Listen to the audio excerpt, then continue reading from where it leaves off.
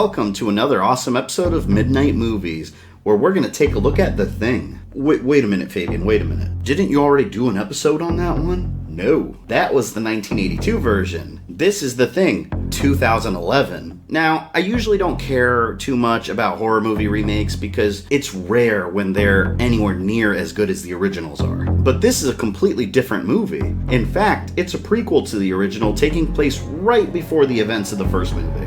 In the original, MacReady found the remains of a Norwegian base and discovered that they found some sort of alien creature. This movie is about that group and the original discovery of the Thing. When this movie first came out, I didn't even realize it was a prequel. I thought to myself, why the hell are they remaking this? This movie's a classic. And whenever I brought this movie up in conversations, I feel like people were always so confused. What do you mean it's not a remake? No, it's a full-blown prequel. I think it's because they literally gave it the same title as the original, which usually implies remake. Look at the original, The Wolfman movie, and the remake, The Wolfman. Halloween, the original, and the remake, also called Halloween. Now we have the original, The Thing, and the 2011 version, also called The Thing. Remake? Nope, prequel. So yes, I can understand where there may be some confusion. To avoid this, I think they should have borrowed the title The Thing from Another World, the 1951 original, just to let audiences know that this is its own movie in the same universe. The Thing takes place in 1982 Antarctica, and the Norwegian research team stationed there receives some sort of distress signal, which of course leads to the discovery of a huge spacecraft buried in the ice. Holy shit. The same spacecraft seen crashing on Earth in the opening of the original movie. So the Norwegians found the creature buried in the ice outside the ship, but they have no idea what it is or how to get it out. So the lead researcher of the base gets help from an American paleontologist named Kate in order to dig the alien out. And you may remember her as Ramona from Scott Pilgrim vs. the World. And this researcher, he's that character that doesn't care about anything except the discovery of the alien. But with due respect, we need to examine the remains before it all disintegrates. Hey, that was a man, not remains. He just wants the world to recognize him for discovering a creature from outer space. And it appears it was absorbing him. Some type of digestion. It's fascinating. It is fascinating. And once Kate gets there, she helps the team move the monster from its original site to the base, and they keep it in the ice block so they can get DNA samples from it and try to figure out what the hell it is. And it's funny because as a viewer, if you've seen the original, you know all of these characters are in for a bad time, and they're all so excited about finding this alien. I never believed in this shit. I always did.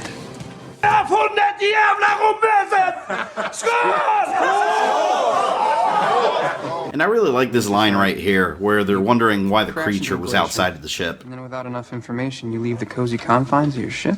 Well, maybe it was hurt and went to find some place warm.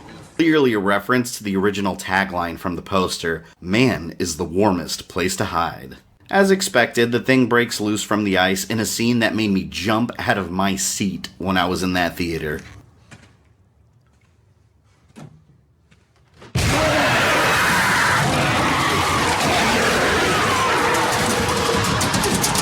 This is the point when all hell breaks loose, and the cast is probably thinking, maybe we shouldn't have brought this thing here. And just like in the first movie, you don't really get to know many of the characters very well since most of them are there just to get wiped out by the alien. The character you mainly follow is Kate, who basically plays the role of MacReady from the first movie. She's trying to figure out what's going on and who's actually one of the creatures and who's human. And you've also got Carter, who's the helicopter pilot stationed at the base. Most of the other characters are Norwegian, as they should be, and they actually hired popular Norwegian actors for the roles. So it's completely authentic when they're all hanging around the base drinking and celebrating in their native language. Completely convincing.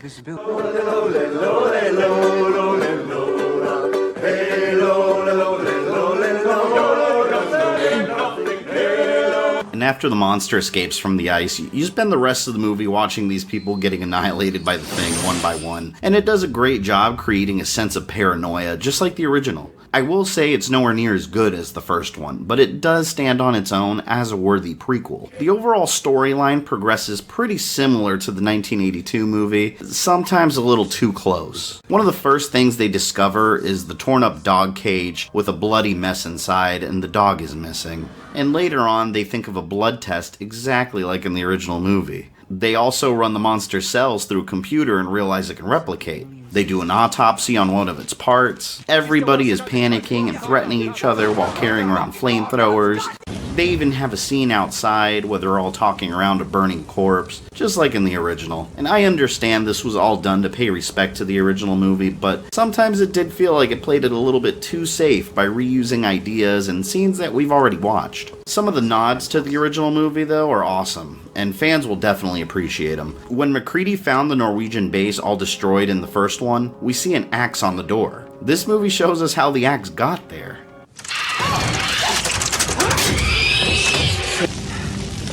Don't touch me.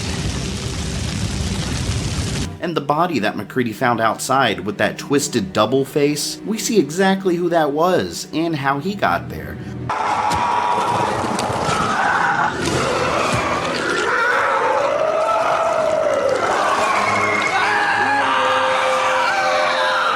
All those little touches make me respect this movie as a solid prequel. And I did mention that sometimes, yes, it does play it too close to the original, but it also does a couple of things that are completely new. After the blood test idea fails in this movie, they start checking each other's mouths for fillings, which would mean they're human, of course. So that's an original idea they didn't think of in the first movie, and it's kind of funny actually, because everybody keeps screaming at each other to open their mouth, and they're getting flamethrowers jabbed in their face. One of the biggest departures from the original movie was one of the best aspects of this prequel. Kate and Carter actually go inside of the crashed ship, which was great to see. In the original movie, we only saw some of the outside that was uncovered from the ice. I always wondered what it looked like inside of there. They go around exploring the inside and destroy what I assume is the engines to keep the monster from taking off and escaping. And you know what? Maybe they should have let it leave. What if it just wanted to get out of there and go back to where it came from? Maybe it didn't want to bother anybody. They might have avoided all the trouble from the first movie. Then again, we wouldn't have the original had the creature escaped, so it's okay. Now, the creature itself. I have mixed feelings on this one. The original is known for its excellent use of practical effects and puppets, and for its time, it looked outstanding. The monster in this is a mix of puppetry and CG, and sometimes the CG just looks awful. This scene in particular right here with the guy's face separating, it just looks like a modern video game. It doesn't look like there's something physically there in front of the camera. I most definitely prefer the creative process they used in the original one. The good side to using CG is that the thing can behave much more aggressively and be a bit more threatening. On top of that, general audiences wouldn't appreciate the use of practical effects and animatronics the way they used to, so I can see why the studio decided to stay away from that. And after the UFO gets disabled, Kate and Carter decide to take a vehicle to the Russian base that they mention is only 50 miles away so they can escape together. At this point, she realizes that Carter was wearing earrings, but he didn't have them in his ear anymore. Oh no.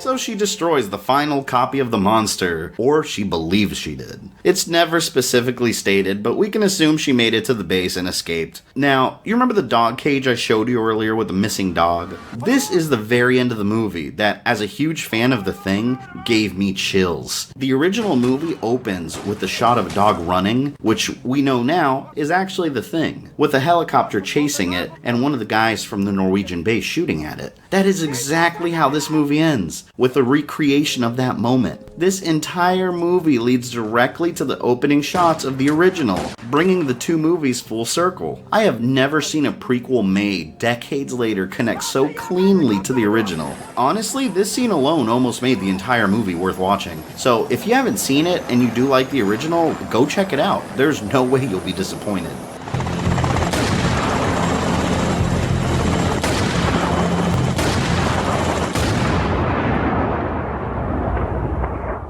And don't forget to tune in to GamerThumbTV next Thursday for another episode of Button Smash, when I review one of the greatest Star Wars games ever made, Star Wars Republic Commando.